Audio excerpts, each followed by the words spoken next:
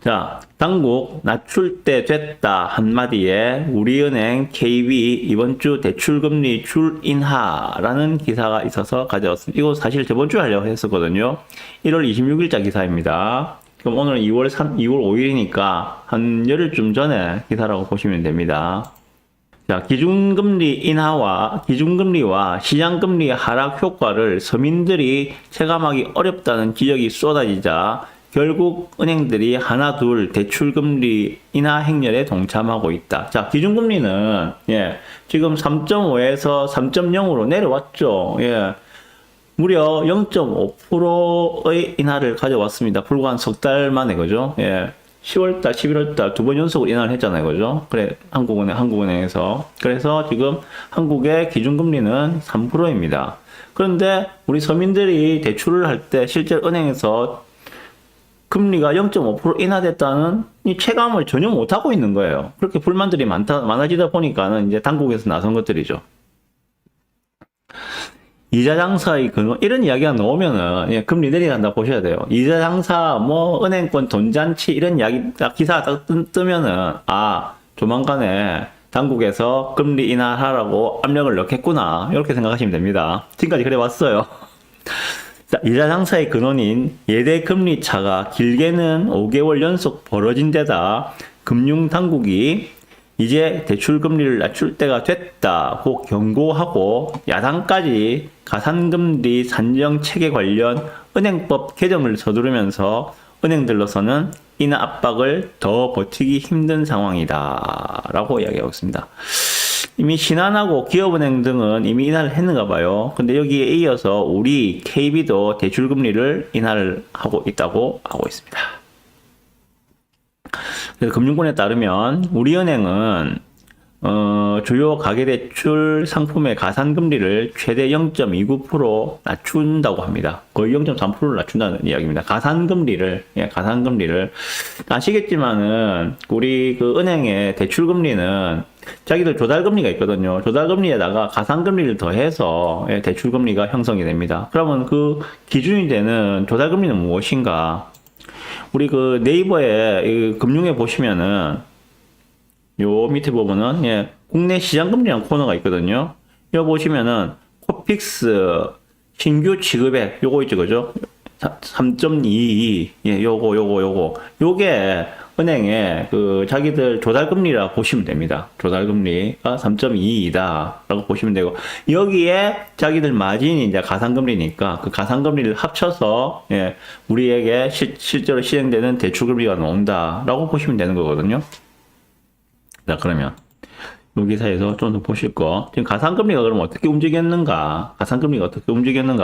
앞에서 보셨던 요 좀 조달금리 코픽스 신규 지급액 얘 있죠, 그죠? 얘는 지금 꾸준히 내려왔어요. 보면은 1년 정도를 보시면은 지금 요게 지금 1월 달에 3.22까지 내려왔잖아요, 그죠? 이렇게 쭉 좀 내려오는 모습들을 보실 수가 있을 겁니다. 1년 전만 하더라도 얼마입니까?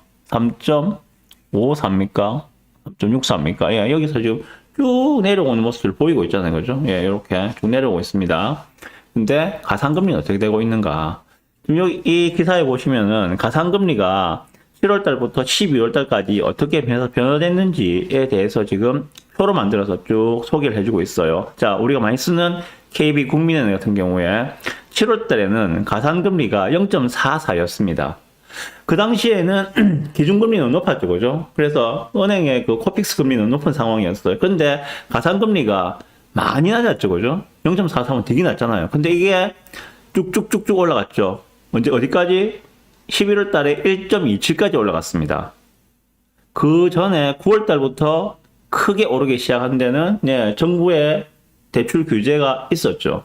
정부에서 가계대출 증가세가 심상치 않으니까 이걸 갖다가 막기 위한 방법을 찾아라 라고 하니까는 은행에서는 가장 간단하게 금리를 높이는 거잖아요. 그래서 가산금리를 7월 달에 0.44에서 11월 달에 1.27로 무려 0.8 정도를 더 올린 거죠, 그죠? 0.8% 정도를 더 올린 겁니다. 그러다 보니까는 우리가 실제로 현장에서 대출을 받을 때 체감할 수 있는 대출금리는 이 당시에는 4% 후반대였습니다. 4.7, 4.8 그 정도 수준이었어요. 예, 요게 지금 내려오는 상황이다라고 보시면 됩니다. 물론 이 기준이 되는 차익 조달 금리인 코픽스 신규 취급액 금리도 지금 많이 내려온 상황이고 이제 가상 금리마저도 내려오는 상황이다. 이렇게 이해를 하시면 될 것 같습니다. 자, 그래서 여기에 대해서 제가 간단하게 말씀드리고 코너를 마칠 건데요. 지금 주담대 금리를 보시면은 4% 정도를 보시면 됩니다. 저스트하게 한 4%에서 4.1%, 그 정도 사이라고 보시면 될 거예요, 아마. 지금, 예. 많이 내려온 거죠. 많이 내려왔습니다. 앞에서 보셨던 지금 코픽스 조달금리가 3.2% 정도였는데, 가상금리가 지금 1%가 조금 안 되는 수준일 거예요, 지금. 거의 1%에서 1% 조금 안 되는 수준. 특판으로 들어가면 조금 안 되는 것까지 볼 수 있으니까. 그러면은 거의 4에서 4.1% 정도다. 그 정도가 지금 대출금리라고 보시면 됩니다. 자, 그러면은 우리 2월 달에 이제 이번 달에 금통위가 또 있습니다. 한국은행 금통위가 있습니다. 1월 달에는 한국은행 금통위에서 이창용 총재가 기준금리를 동결시켰죠. 동결시켰습니다.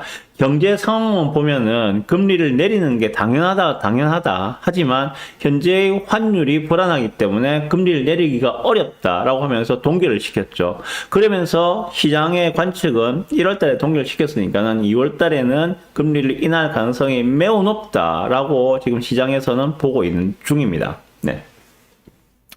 2월 20 며칠인가 아마 금통위가 있을 거예요. 예, 2월 20 며칠인가 그렇게 기억하는데 날짜까지 정확히 기억 못 하겠는데 예.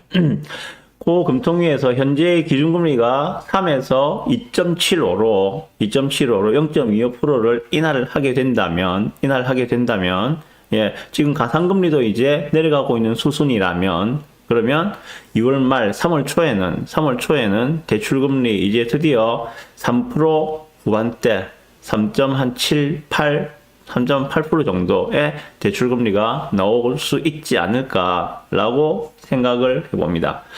이건 매우 중요한데요. 대출금리가 4% 위에서 노는 거하고 4%를 깨고 3%대로 들어가는 거하고 이 4%라는 기준선은 상당히 중요한 의미를 가지고 있다고 생각이 듭니다. 네. 그거는 이야기 말씀드리자면 매우 길어지니까 그건 다음에 기회에 더 말씀드릴 건데 어쨌든 4%를 깨고 3% 중후반대로 우리가 받을 수 있는 주택담보대출금리가 내려오게 된다면 동시에 전세대출금리도 같이 내려오게 되겠죠. 거의 비슷하니까. 그렇게 된다면 본격적으로 매매에 나서는 사람들이 늘어날 수 있는 기반이 조성된다 라고 보셔야 됩니다. 본격적으로 우리가 체감할 수 있는 금리나 사이클로 들어갔다고 보셔야 될 것 같고 동시에 그 매수 수요가 늘어날 수 있는 기반이 조성되는 거다라고 좀 보셔야 될 것 같습니다. 그리고 또 하나 같이 보실 게 그런 거죠. 현재의 정치적인 불확실성, 예.